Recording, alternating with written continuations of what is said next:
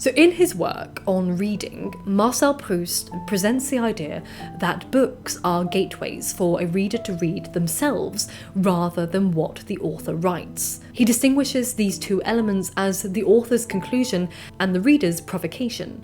Quote, "This is one of the great and wondrous characteristics of beautiful books, and one which enables us to understand the simultaneously essential and limited role that reading can play in our spiritual life.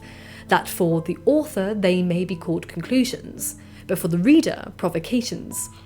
We can feel that our wisdom begins where the author's ends, and we want him to give us answers when all he can do is give us desires.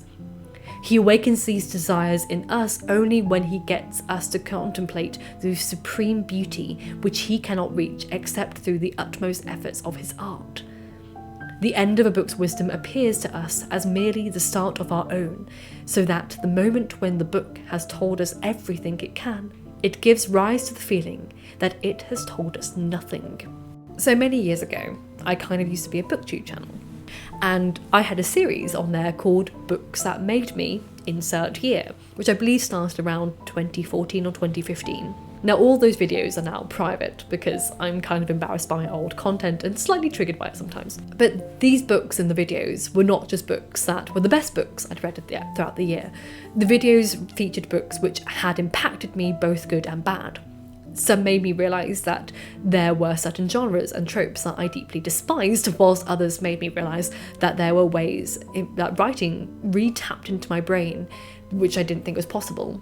Some books contained structures and language which seemingly morphed into me and reconfigured my own. The Books That Made Me series ended in 2021 when my depression got the better of me and books stopped having an effect on my brain. I remember a chap I used to know a few years ago telling me how once he hit his 30s, he never read fiction again. And as someone at the time who solely read fiction, I had no idea how he lived. And now I've become everything I feared and hated.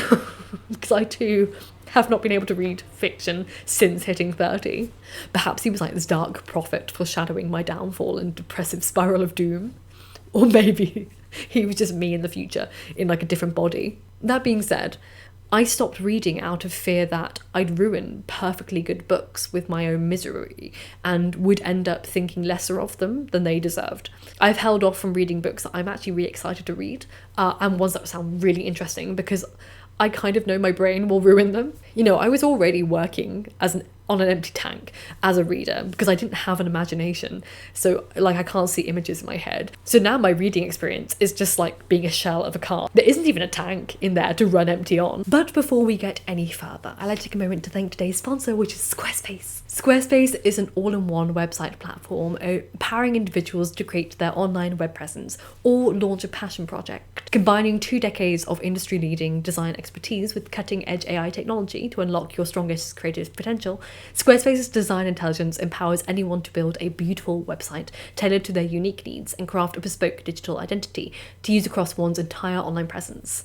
I have recently redesigned my website. I'm focusing more on my newsletters and my writing groups and setting all that up, and I'm more excited by how I can just transform my business really easily overnight with Squarespace. It just took a few hours of my time and it was just super easy to drag and drop things where I wanted it, made it look more tailored to look more professional, and I love how it looks now. It's more simplistic, it's not so bulky anymore. And you can run your whole business easily on Squarespace as a one-platform solution, from receiving payments for products that you sell to donations from people who just like your content and want a tip. And customers can pay with popular payment methods like Klarna, Apple Pay, Afterpay and ClearPay. Squarespace has activity scheduling facilities that allow customers to book appointments with you, whether you're a coach or brick and mortar business, and you can stay in touch with all your customers through email campaigns, which are super simple to set up thanks to the email templates on Squarespace. So if you want to expand your business, transform your business, or just build a beautiful website for your blogging leisure, go to squarespace.com for a free trial, and then when you're ready to launch, go to squarespace.com/Lady of the Library to save 10% off your first purchase of a website or domain. You see, books shape who we become, both good and bad. The books that shaped us as children are easier to identify with than those that shaped us in adulthood. So for example, you may be a hater of Shakespeare, because of your experience reading Shakespeare in school. So now you identify as someone who doesn't get the hype, who thinks he's overrated and thinks he's pretentious. You may identify yourself as someone who was a Harry Potter lover as a child, someone who defines their childhood by their relationship with the series, you know, queuing up at midnight outside a local bookshop to get the book before daybreak and read as much as possible before the plot got spoiled for you at school. The literature we consume in these formative years proves itself more memorable, good and bad. Harry Potter, for example, made me realise in my teenage years what books I didn't like. You see, when I was 9 years old and the Harry Potter books were coming out, before the films had come out, I was obsessed. I had a Harry Potter bedroom and I had Harry Potter birthday parties, and then the films came out and that was really exciting. And then I remember when the 5th book came out particularly, and I really hated it, and I had to bite my tongue because everyone loved it. And I did the normal, I queued outside of bookshops at midnight for the 6th and 7th books, and I dressed up like everyone else, and I remember feeling really underwhelmed when I read the books. I put on this performance though because everyone loved them, and I just wanted to be like everyone else. You had no idea how much I needed to fit in. I was such a weirdo, so I wanted something to connect with people because I could talk to people about this. But I remember finishing the 7th book the day it came out, and I was just so underwhelmed. And I put it away, and I never touched a Harry Potter book ever again. I've only ever read the series once through. I had no desire to reread the books or listen to the audiobooks by Stephen Fry, which seems to have been a childhood essential for most kids in the 90s that I was completely denied. So what I'm saying is the Harry Potter texts themselves didn't change me, but the process of reading them did. Because I remember very distinctively reading the final book in my mother's wardrobe, because I'd feared that her friend who was visiting had her daughter with her and they were in the kitchen, and I was hiding from her daughter because that cow had ruined the plot of the 5th book for me by knocking on my door at 9 a.m. to tell me who had died. So anyway, I sat in my mother's closet because I knew that little girl would not dare come into my mother's bedroom unattended, even though I found out later that she wasn't there at all. So I just sat in the closet for 4 hours for absolutely nothing. But I remember in there in the dark feeling so bored at this iconic ending of the series that so many people had defined their childhoods by, their lives by, and I really hated it.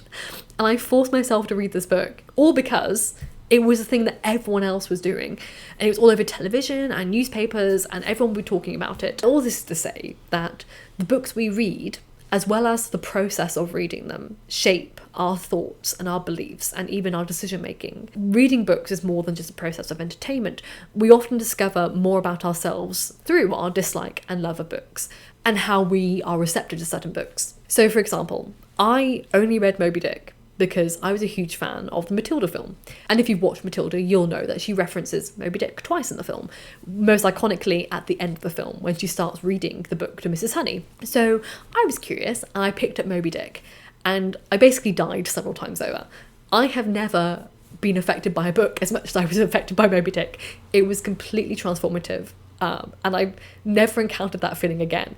And sadly now, I don't want to risk re-experiencing the book. I get really jealous when people tell others, if you're in a reading slump, reread your own favourites to get over reader's block.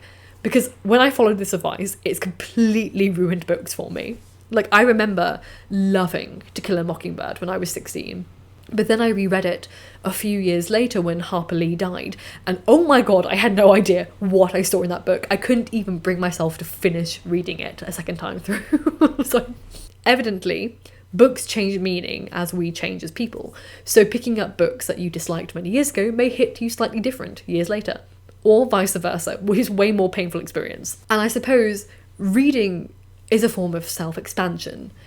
How we encounter certain texts very much depends on our perspectives and our own understanding of our identities and our willingness for our identities to be influenced by other perspectives. Well, obviously, that only really counts if you're in the majority, not the minority. You see, some books are capable of shaping who we are by highlighting how isolated we are and how we've been excluded. So in her work, Playing in the Dark, Whiteness and Literary Imagination, Toni Morrison examines how all American fiction, regardless of the race of the author, has been primarily written for a white readership, and as such, patterns which cater to this audience have emerged through tradition and defines great literature, which was also defined by white readership. So she examines what she calls literary whiteness and literary blackness by grappling with the limitations of the constructs available to her and others through literature, which don't reflect their reality.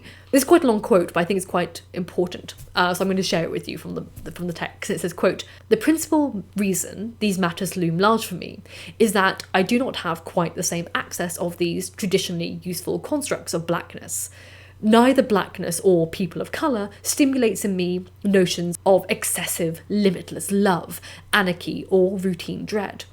I cannot rely on these metaphorical shortcuts because I am a black writer struggling with and through a language that can powerfully evoke and enforce hidden signs of racial superiority, cultural hegemony, and dismissive othering of people and language, which are by no means marginal or already and completely known and knowable in my work. My vulnerability would lie in romanticising blackness rather than demonising it, vilifying whiteness rather than reifying it.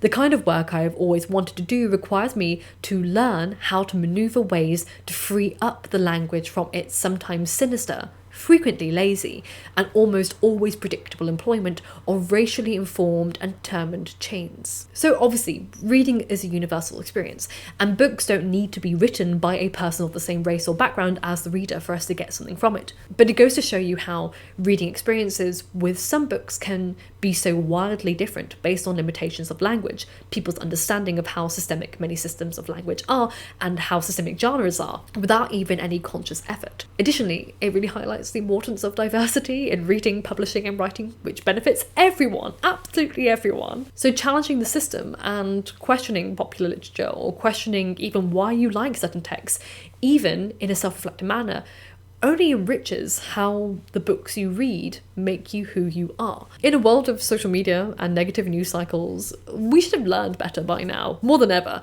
that how reading influences our brain matter and who we are. I find myself feeling increasingly more stressed and anxious and angry and frustrated the more I read online. And that just demonstrates how reading impacts our brain chemistry. As such, we may want to be more considerate and intentional with the books we read so we can be shaped for the better. It's kind of an antidote to what we're doing. We like to poison ourselves a lot by drinking from kind of a shallow, toxic well, when we actually have the ability to transpose those skills into a more beautiful area. Here are my tips for letting books shape you for the better. 1, choose books that challenge you as well as those that conform to your beliefs.